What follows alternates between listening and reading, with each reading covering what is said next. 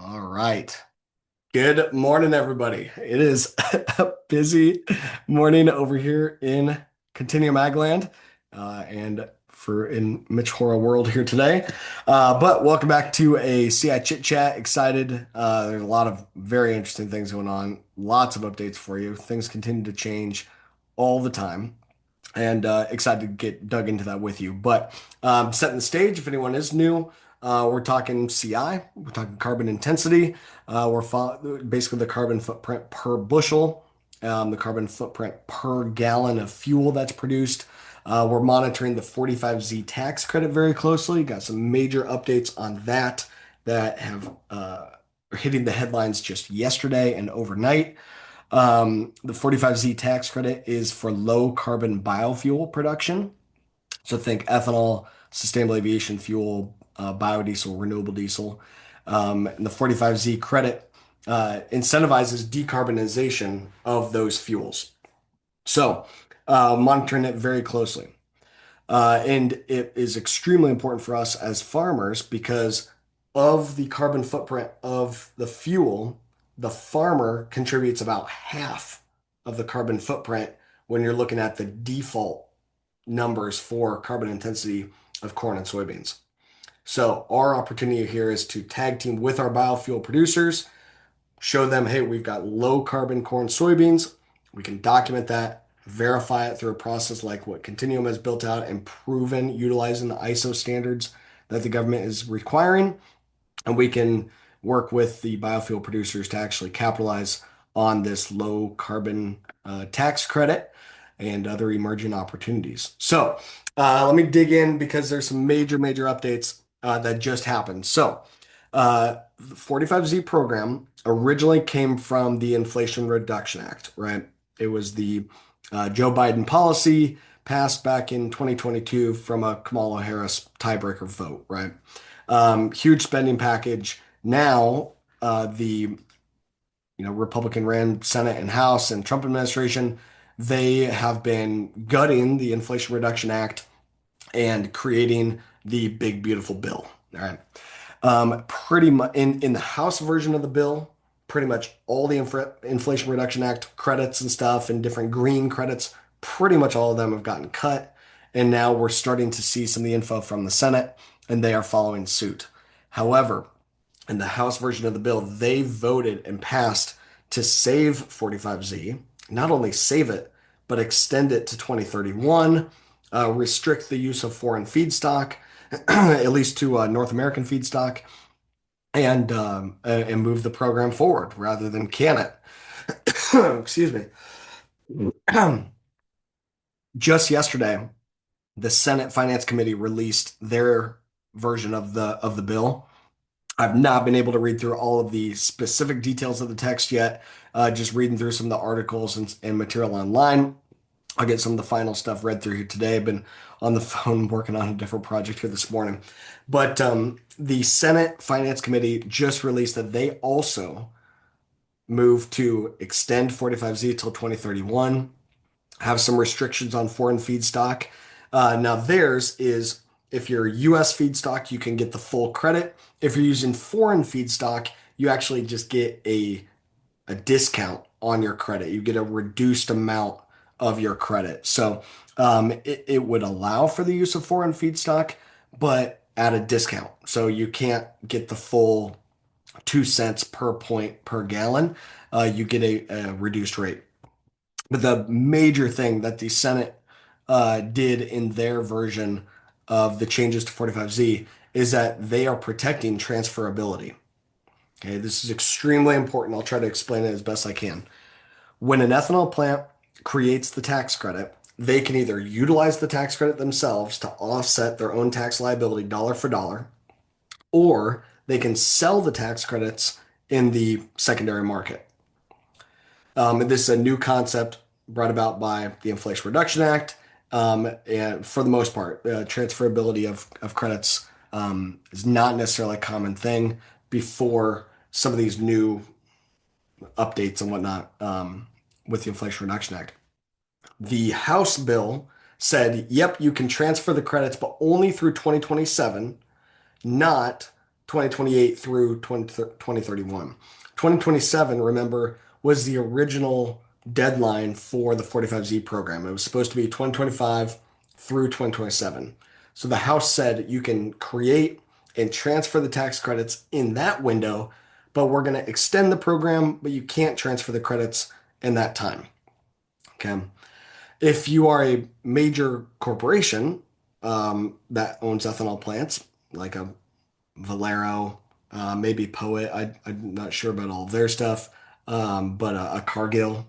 Some of these companies that have significant tax liability and big, multinational companies and stuff, they could generate these credits and utilize them themselves, dollar for dollar, and game on. I anticipate anyway. Maybe they have less taxable income than what I'm aware of, but they would at least have more of an ability to utilize the credits themselves. So lack of transferability, not that big of a deal for the large players, but for a lot of the ethanol plants, they are farmer owned, co-op type structures or member owned ethanol plants, where for the most part, the tax liability and the gains are passed on to the shareholders through the K1s. So the farmers get a dividend and the farmers get their share of the tax liability that then they use their part of the dividend money to pay the taxes. The ethanol plant itself doesn't file it or doesn't pay its own corporate income tax. Those gains are passed along to the shareholders. So therefore, there's not as much of an opportunity to utilize the 45Z credit if you're not directly paying into federal income tax. So that's why transferability was such a big deal. Rather than use the credit yourself, you can sell it on the open market. And right now, the going rate's around 90 to 92 cents on the dollar, right? So, of course, if you're going to sell the credits, the company that's buying them is going to get a dollar in value, but they need to get a little bit of margin out of this deal. So that's why they're discounted usually 8 to 10%. Companies like Mickelson and Co., who just recently participated and spoke at our Topsoil Summit. They're very heavily involved in this space and somebody that we look to and trust to get insight about the transferability.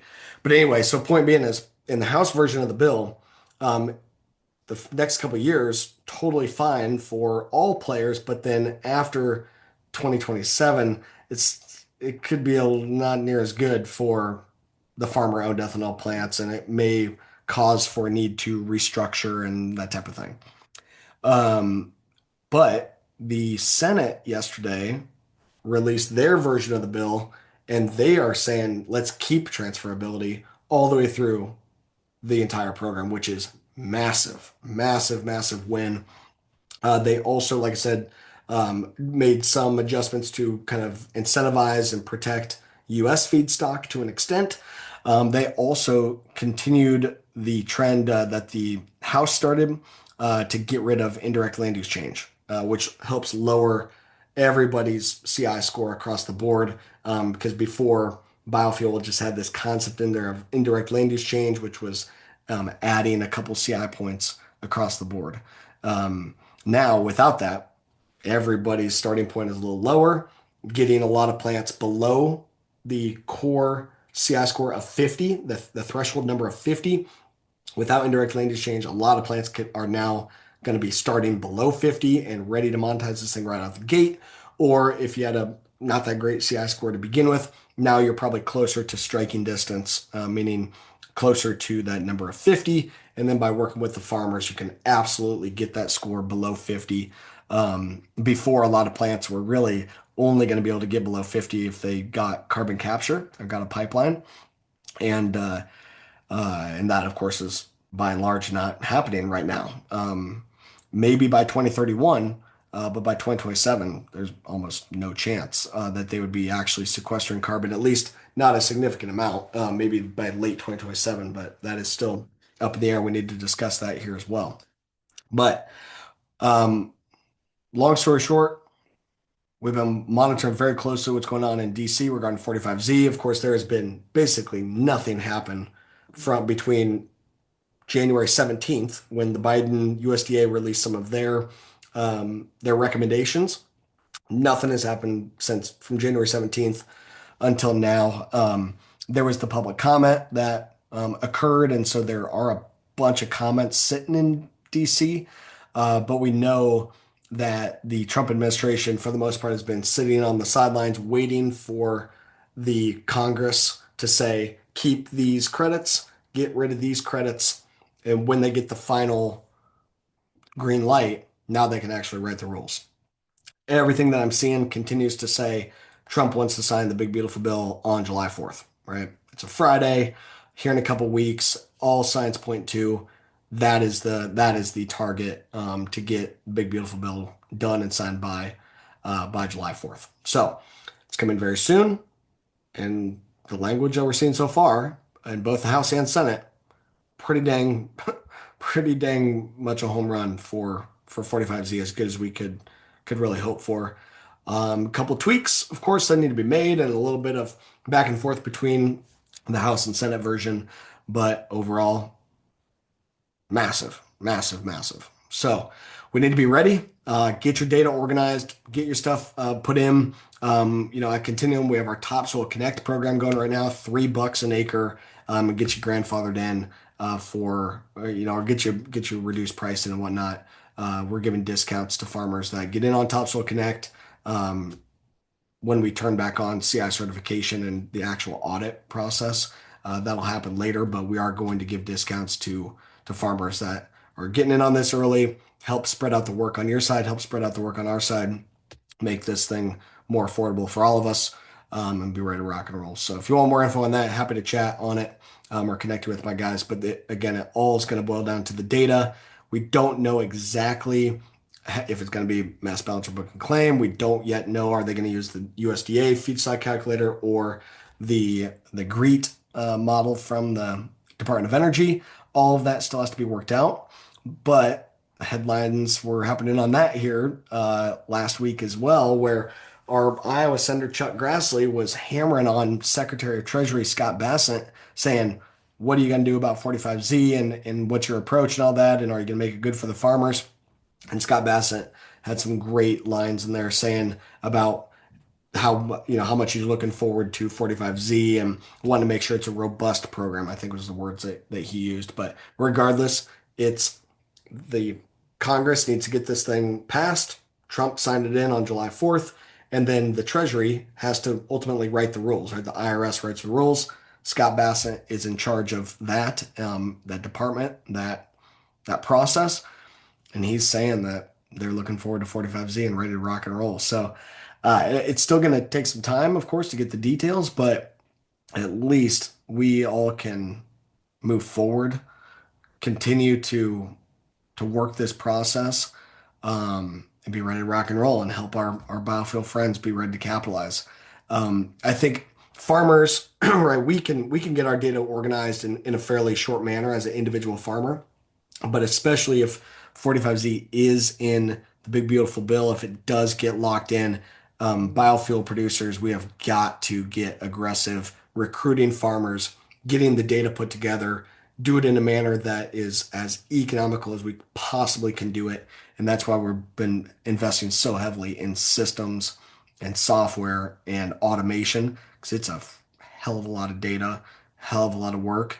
But we've proven that we can create verified CI certificates. We're the only company that I'm aware of that has done it. We did 29 million of them in version number one. We can do it at scale because we know our next batch of audit is going to need to be hundreds of millions of bushels. And we still fully anticipate our ambition would be to do at least a billion bushels of 2024 and of billion bushels of 2024 crop, and we're going to need to do at least a billion bushels of 2025 crop. There's not been any talk about 45Z being delayed. Like it is still in the rules that this is for biofuel produced starting on January 1 of this year, meaning we got to get last year's crop CI scored and audited and through the process. Plus, we got to do to the 2025 crop. So it is going to be a lot of work, a big lift, but we're sitting in an amazing spot because we've been working on this stinking thing for 3 years. And I'm sure I've been called crazy and just out of my mind for, pushed on this for so long. But hopefully it keeps working out the way that we need, and we're ready to rock and roll and help to capitalize on this and do our part to help out American biofuel and American agriculture. So. Um, Anyway, so more stuff coming in on that very, very quickly. As soon as we get some final details, we'll probably do, emergency press conference type of thing like we've done in the past and get some of the final, details and whatnot out there, and keep everybody posted. But get your data organized, be ready to go, and do that for your 2024 and 2025 crop. And like I said, for biofuel producers, it's going to be really go time. We don't know if it's going to be mass balance or book and claim. So I think the approach is going to be, hey, at least start with the farmers that are delivering grain to you. You'd know that if it is mass balance, those are the guys you're going to have to work with. If it's book and claim, you can work with your local farmers and you can pull from the market at large. And we're ready for both. Um, okay, the other major thing to talk about is here in Iowa, the governor vetoed the eminent domain bill, the pipeline bill, here last week. So, very, very big deal. And here's what it means. So, in Iowa, they've been working on carbon capture pipelines, right? Most notably, the Summit Carbon Pipeline, led by Bruce Rastetter. It would be connecting a bunch of ethanol plants throughout Iowa, Minnesota, South Dakota. I think it might get one in Nebraska, but going up through North Dakota and sequestering the liquid CO2 in up in North Dakota. And they've been facing a lot of issues in getting the pipeline actually, starting to dig and starting to actually get the pipeline built. A lot of pushback and stuff. And ultimately, what happened here in Iowa is there was some of the Republicans that said, "Hey, we are not going to vote on we're not going to vote on and pass a budget unless we bring this House bill to the floor that would essentially stop, um, the use of eminent domain for this type of deal." The It was passed by it was all the Democrats voted to shut down the use of eminent domain, and there was a group of Republicans that went that way as well, and they voted to shut down the use of eminent domain for pipeline projects. It's There's a lot of politics involved here. I don't care to know all the details. They don't necessarily matter, but we need you know uh, they said, hey, no use of eminent domain for the pipeline. Well, Governor Reynolds Governor Reynolds, I believe, had 30 days. It might have been 45. I always forget, but I think it was 30 days that she had to either sign the bill into law or use her privileges to veto it. And last week she decided to veto the bill, which basically would allow for the use of eminent domain, to which Bruce Raster had already gotten approval from the Iowa Utilities Board to be able to use. They had already granted him that right, or granted Summit, that right to use eminent domain. It's caused a big old uproar, and that's why it got brought to Congress. Governor vetoed it last week. Of course, there was chatter from both sides, of her fighting for farmers and biofuel, but then also her going against landowner rights and that kind of thing. So last I heard, they were trying to get it brought back to Congress where they could essentially vote to override the governor's veto if they put together enough votes on it. But we will see. We'll see what happens. Going to be a messy situation for a while.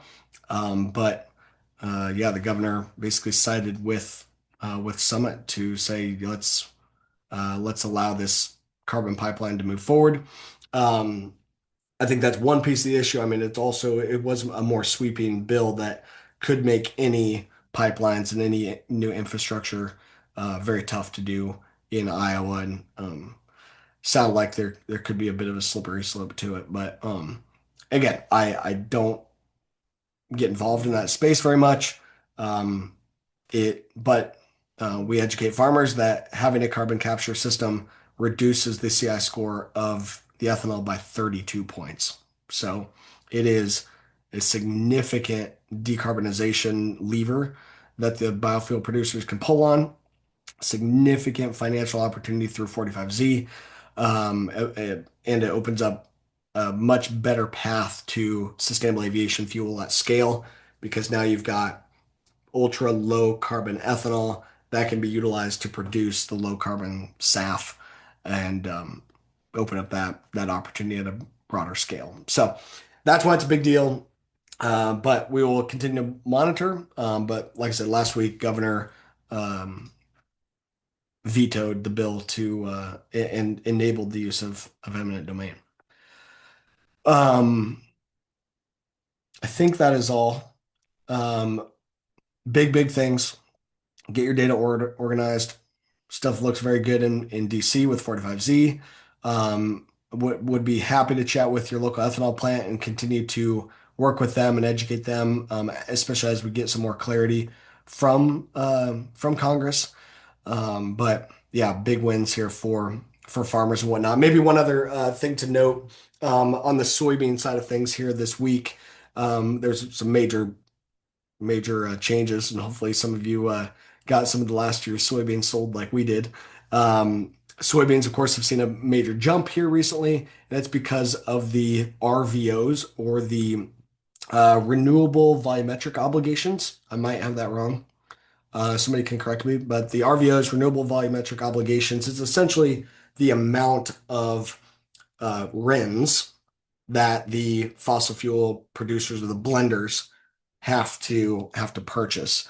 So it's essentially the volumetric obligations that they have to blend in to fossil fuel gasoline, blend in the biofuel, uh, and they are regulated by these RVOs, which is part of the RFS, the Renewable Fuel Standard, and the RVOs, the volumetric obligations, are set by the EPA, Environmental Protection Agency. So EPA gets to decide. I believe they update it every 2 or 3 years. I'm definitely not the expert on that. Somebody else can correct me.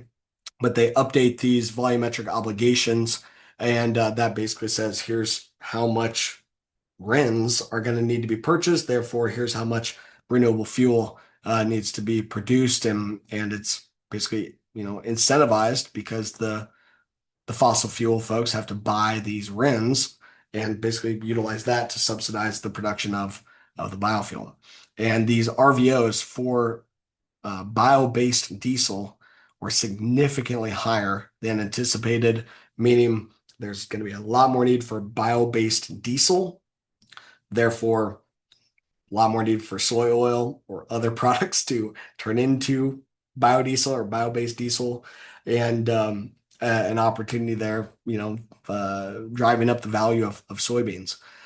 From my glance or my understanding of the numbers is it helped out here in the short term, but especially as we look to the couple years to come, they were really ramping up some of those obligations there. I don't know if those are final numbers or if those are proposed numbers. I don't know exactly how it all works.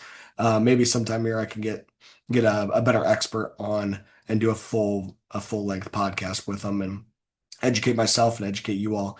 But point being is Trump EPA really going to bat for American biofuels, improving these volumetric obligations, saying, hey, we do need to get more bio-based diesel going here, and given a big win that's impacting the market. If 45Z, follows suit, that's going to really help on the corn side of things. It also, of course, helps on soybeans, but corn to a much greater extent. But when you combine these two different components of policy together, really big deal for American biofuel and American farmers. So we're getting some good wins, which is great, but a lot of uncertainty in a lot of other places, but at least we are getting some wins here. So, but okay, yeah. So some thanks for the additional insight in there, Joanne. Um, but yeah, definitely a lot to continue to monitor and a lot to keep you all updated on. But keep in touch here. I'm out of town next Tuesday, so I don't think we're gonna do a chit chat next week. We'll come back the first week of July. Should have some more clarity from the congressional side of things at that point. Um, and keep you all posted. If there are major things that happen between now and then, of course, we'll be posting about it, sharing and getting you guys up to date as fast as possible. But exciting times ahead. But other than that, a little shout out from my son here today. My son turned 2 today. My boy Hollis. A lot of fun times around the Hora house. But anyway, thanks everyone for joining here today. Have a great Tuesday, and we will talk to you next time. Appreciate it. See ya.